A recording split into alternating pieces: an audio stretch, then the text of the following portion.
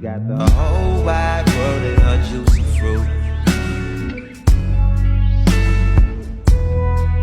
He's got the whole wide world in his pants.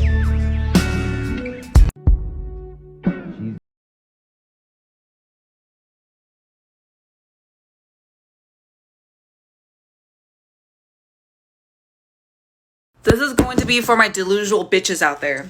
Your life is not going to be like in the K-drama or in any sort of drama. Your life is also not going to be in the manga. So if you've never dated and you don't put any work into dating, you're never going to date.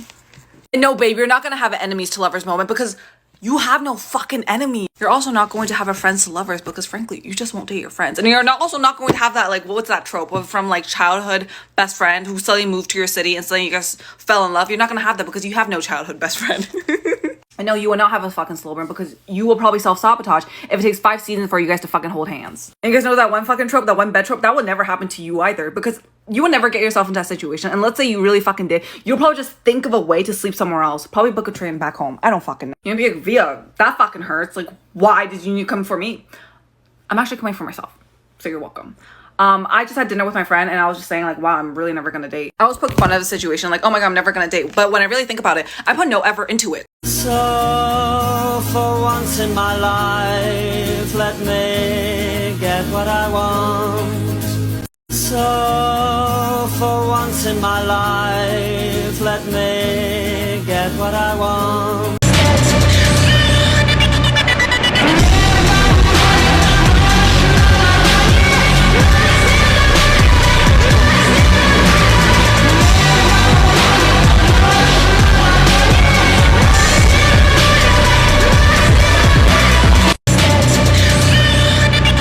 Which way to the living without a brain seminar? Don't be late. Turkey sandwich. Which way to the living without a brain seminar? Don't be late. Turkey sandwich. Which way to the... Who gives a about Christmas stuff and decoration, but I need to do it, right?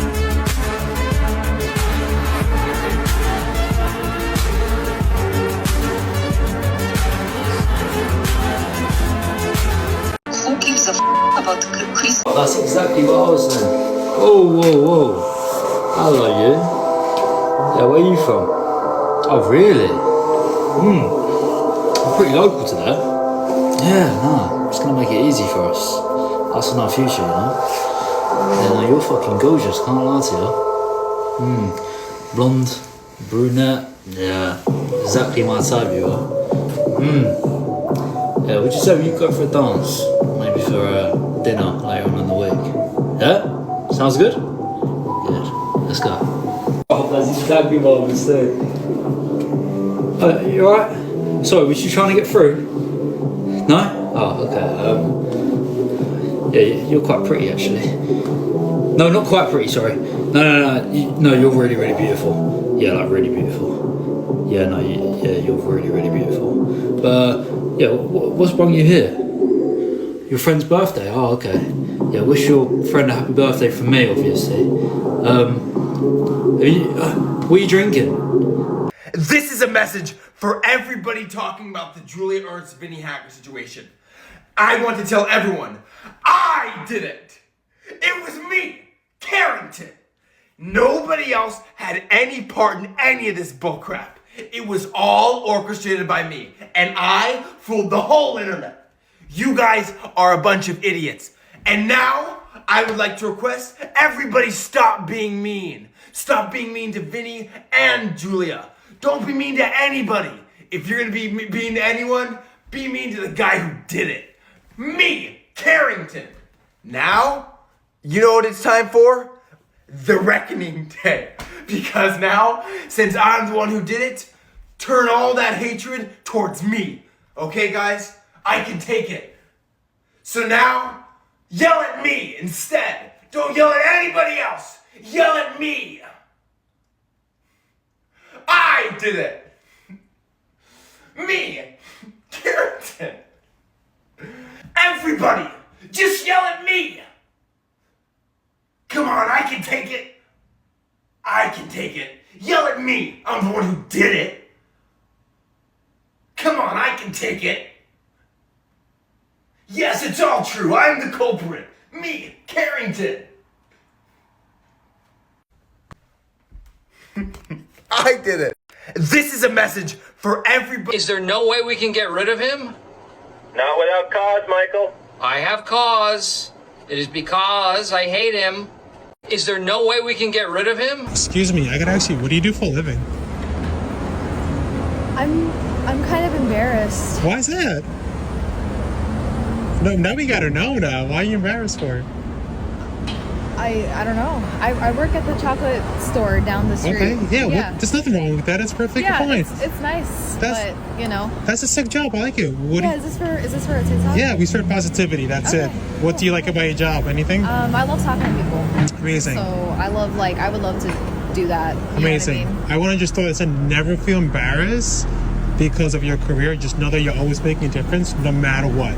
And I love that. So like, you're definitely making a difference. Maybe someone's having a tough day, and you're giving them a chocolate. It can really change the whole perspective throughout the day. Where do you see yourself in 5 years, I guess? I'm going to school to be an urban planner. Let's make that happen. So I'm like really excited. I'm graduating this year. I love that. Hopefully something in that. Amazing. Something serious. Of course. And one more. If you had one advice to give to the world, what would it be? Be empathetic. That's like the only thing that makes This girl is the nastiest skank bitch I've ever met. Do not trust her. She is girl. What do people talk about? Because like, I'm not shy, but I just cannot think of anything to say when I'm talking to someone. I see people having conversations for hours and I'm like, what do you guys talk about? Because after I say, hey, how are you doing? I'm finished. It's gotten so bad that one time I Googled what to talk about with people and the search results terrified me because all of them were like, hey, don't worry. I don't know how to talk to people either. But now I'm 39, single, no friends, and I have a lizard. And honestly, I kind of like this life. Like, no offense, but I do not want to be you. What do people talk about? Because like,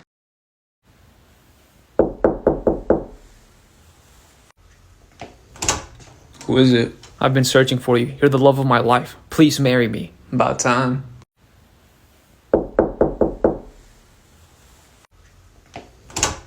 Who is it? I've been searching for you. You're the love of my life. Please marry me. About time. I want you to notice when I'm not around. You're so fucking special. I wish I was special. Ma'am, how dare you hang up on me? I hung up on you the first time because I will not tolerate being yelled at by someone. I'm the type of person who's going to match your energy. See, your generation has no respect for anyone. I don't need to be lectured by someone born in 1930, sir. You can earn respect when you learn to respect others. I don't need to be lectured by someone working in customer service. You need to rethink your career choice or job choice. Because You need to rethink the way you speak to people working in customer service and people in general. If people weren't so rude all the time, maybe we could actually help one another out. But here we are. Exhibit A, all your generation does is complain. Exhibit B, all your generation does is complain too. Unlike you, old timer, I can go all day. I don't clock out until 6. Oh, you want to get smart, huh? You, sir, make me wish I had more middle fingers. You think you're all big and bad, don't you? Keep it coming. Keep it I know coming. if I was there face to face with you right now, things would have been a whole lot different. Yeah, you'd be in handcuffs, taken out on a stretcher on your way to the hospital, and then headed to jail after that. So I'm going to do us both a favor and go ahead and hang up. Goodbye. You ate them up. These types of customers think they call the shots around here. Newsflash, they don't. Please tell me you recorded that. Ma'am, how dare...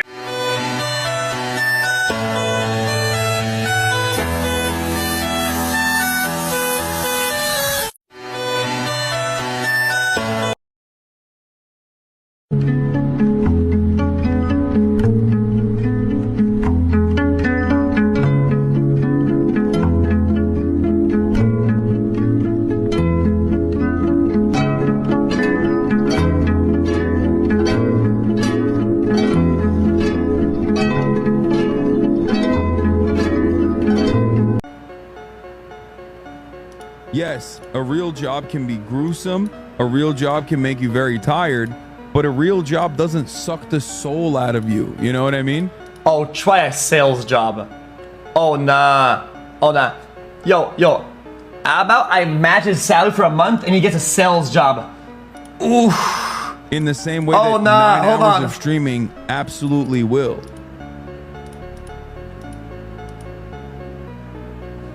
So, yes, a real job can be gruesome. A real job can make you very tired, but a real job doesn't suck the soul out of you. You know what I mean?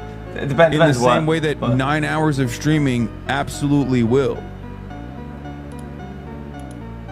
I mean, the point of defense is like maybe there's like a few jobs, maybe, or but in the grand scheme of things, I would much rather fucking sit here on my dumbass than fucking go out there and fucking deal with dumbass fucking customers or clients or fuck assholes and bosses and shit, and you just want to fucking say, how about fuck you and go die, man? But you can't say that. Remember when, like, politicians would live in the constant fear of being assassinated? You know what I mean? Like, what happened?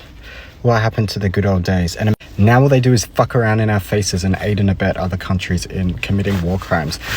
I'm trying to see someone get poisoned. I'm not even joking. I won't be doing it myself because I don't condone violence.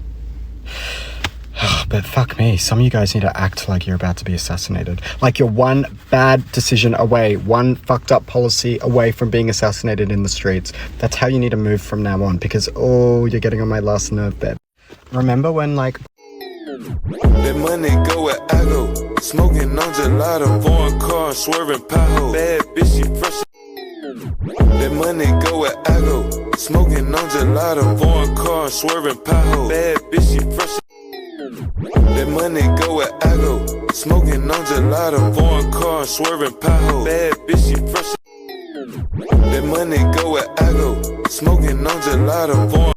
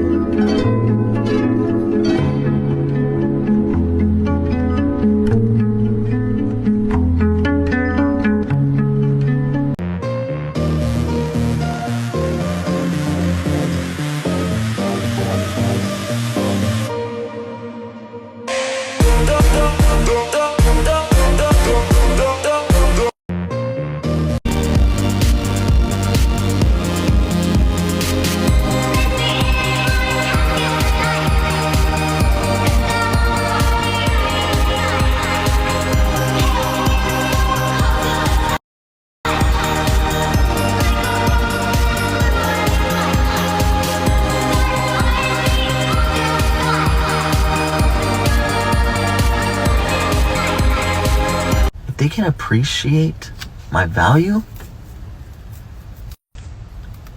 I don't want to be here.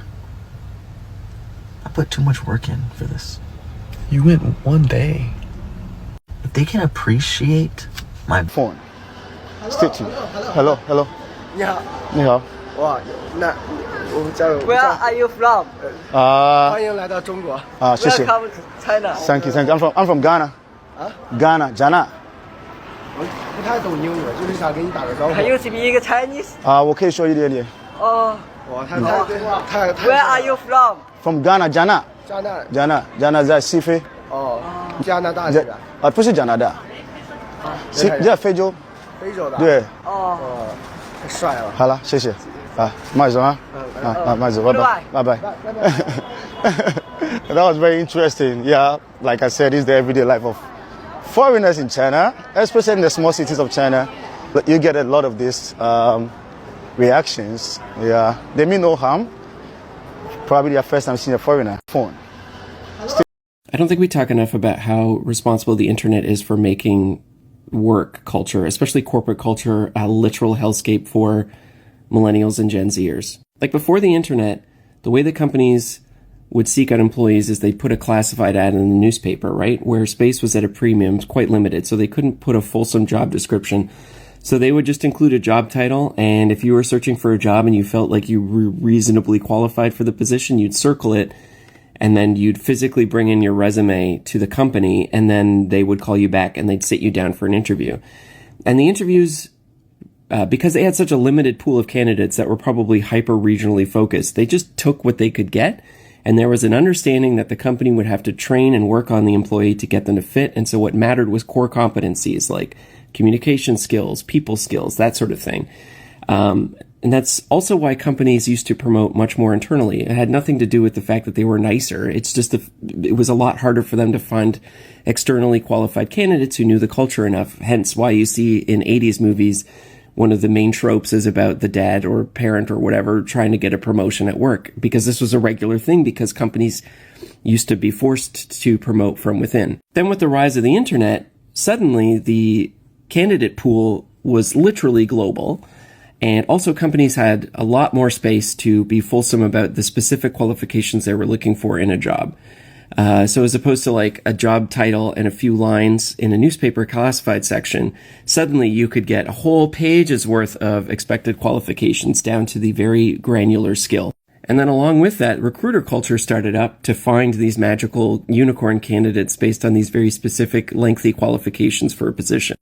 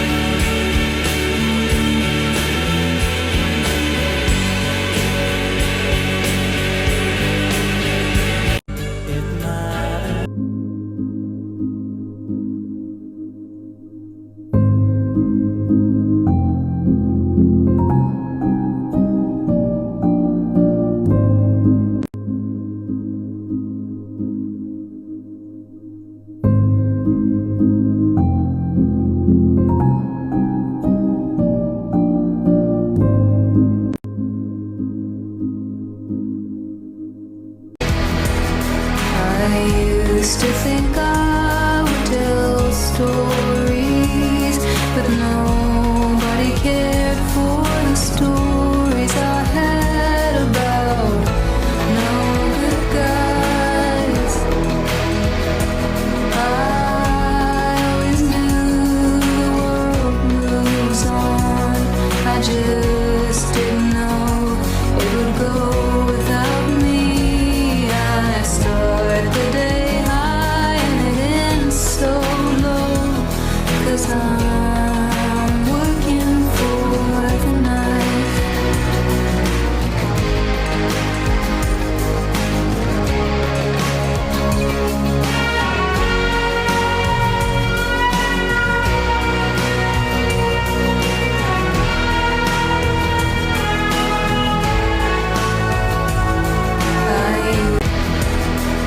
I used to think I would tell stories, but nobody cared for the stories I had about no good guys.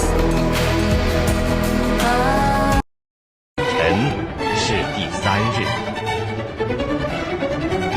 神说，天上要有光体，可以分昼夜，做记号，定节令，日子年岁，并要发光在天空，普照在地上。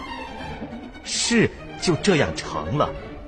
于是神造了2个大光，大的管昼，小的管夜，又造众星，就把这些光。the rising signs and why you were single for too long. Now, this may trigger some of you very, very deeply, but it will be like extracting, my love, the weed within your soul that prevents you from experiencing loving relationships. My Libra risings, the reason why you were single for far, far too long is because you have become far too passive and responsive in your relationships rather than being the one to take the lead and to put yourself out there in a way that could be quite risky for yourself. Risking rejection, risking making that move and being authentically who you are and following authentically how you feel, regardless of if someone is behaving in a certain way. When you are single for too long, you're mirroring everyone in your life, which makes you come across as someone here that isn't real. You come across as fake. You come across as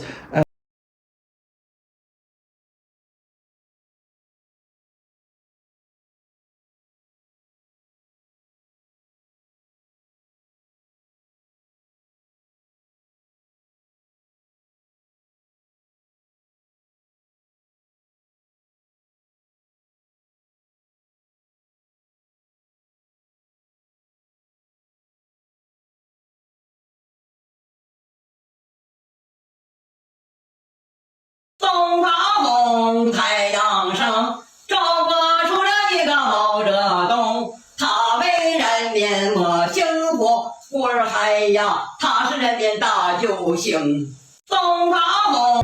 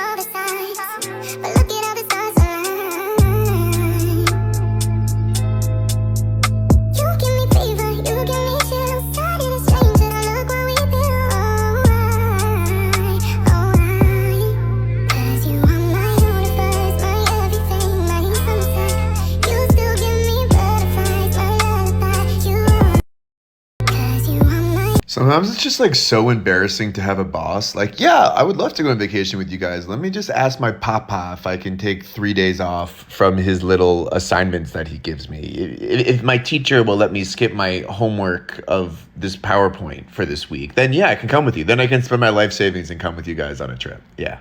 Sometimes it's just like so embarrassing to have a boss. Did anybody else's parents really boss up after all the kids left? And now every time you come back, you're just like, I had no idea I was holding you back like this. It's genuinely my bad. Did anybody else's parents really boss up after all the kids left?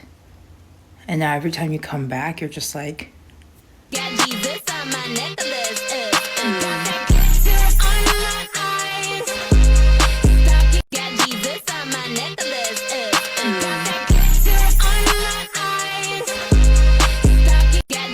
I kind of think about it like this, okay? There's a building, and anytime anybody goes in this building, they never come back out. You see one girl go in, she never comes back out. You see another girl go in, she never comes back out. At a certain point, you just say to yourself, I'm not going in that building. I hope this helps. I kind of think about it like this. Hi. Good. Can we help you with anything? Hi. Good. Whining Wednesday, why does adulting take so much effort?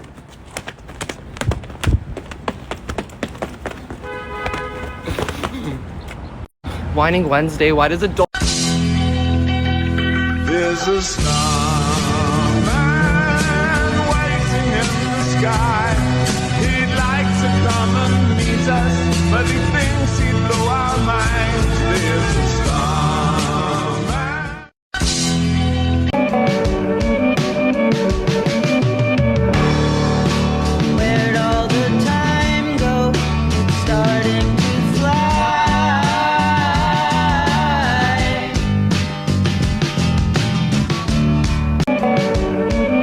This is how my sister passed away from her wisdom teeth. Sammy got her wisdom.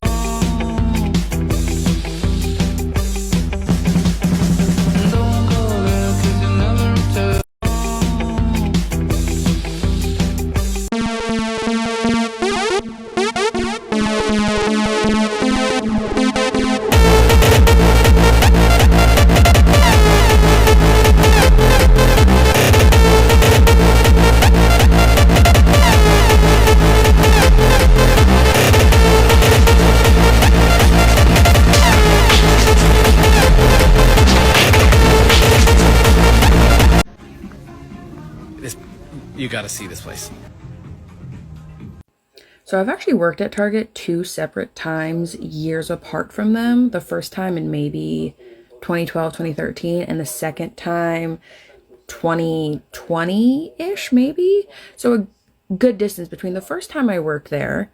Everyone had a designated section. I worked in the clothing department. And when you worked in the clothing department, everyone had a section within that department.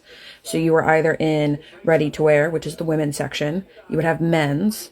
You would have boys, girls, and infants. Or you would have jewelry, accessories, and shoes. First of all, shoes, the worst section to have. But that was your section for your entire shift, is that's all you did. You stayed in your spot. So if you had men's section, you were in men's for 6 to 8 hours.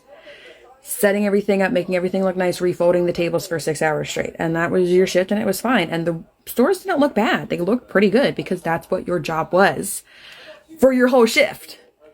Then fast forward to the second time I worked there, and they said, oh my God, you've worked before. We knew your old store, ETL. And oh my gosh, yeah, you're going to fit in great. And I said, cool, yeah, I kind of remember some of the stuff, and some of the lingo changed and the terminology changed, and that's fine. So I roll up my first day, and they're like, oh, you're going to be training and blah, blah, blah. And they're like, okay. And there's like, it was a bigger store, so it was more physical space. And they said, okay, well, you know, your regular day-to-days, you're going to come in and you're going to go to the back room. I'm going to do what? I'm not a backroom employee. Why would I go in the back room? Because at the first store, I wasn't allowed in the back room. You had to be backroom trained.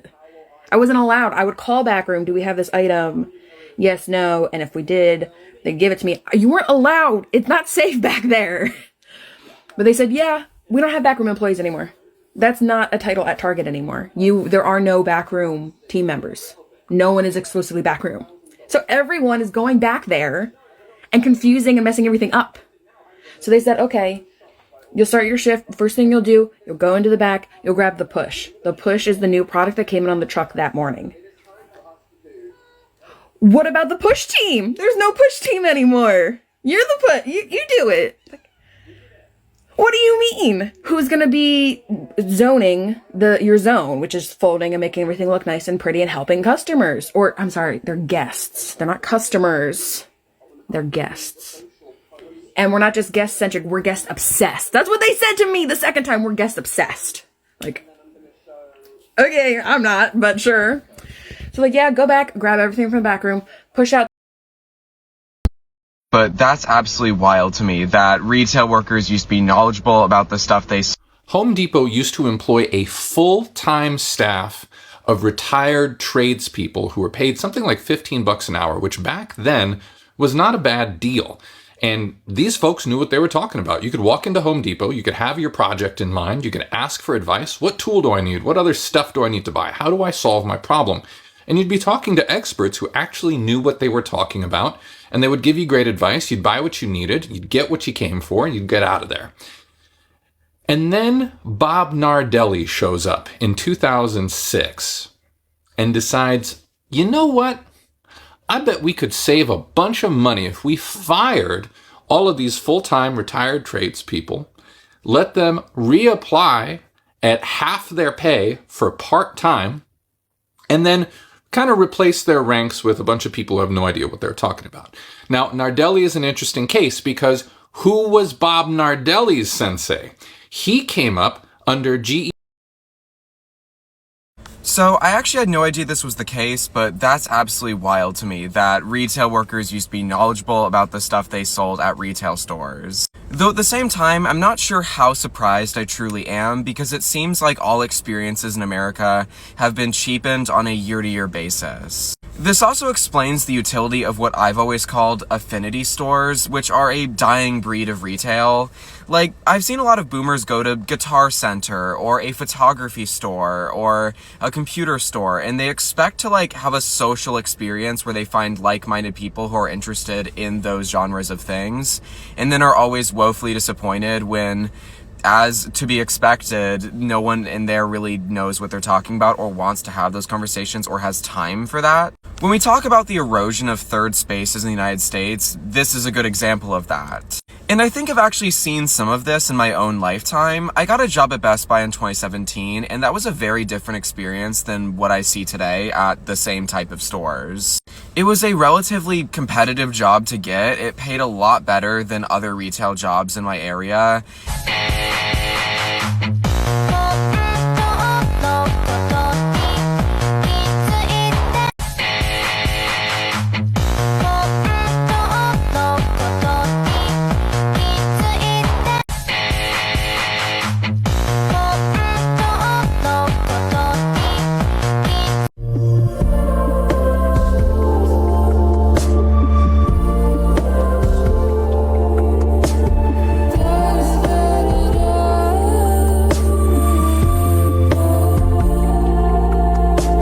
You have a job, the job market is so bad that your job is overworking. Yes, this is true. And as someone who studied industrial and organizational psychology, this is related to a phenomenon that a lot of high-performing employees typically face, which is performance punishment.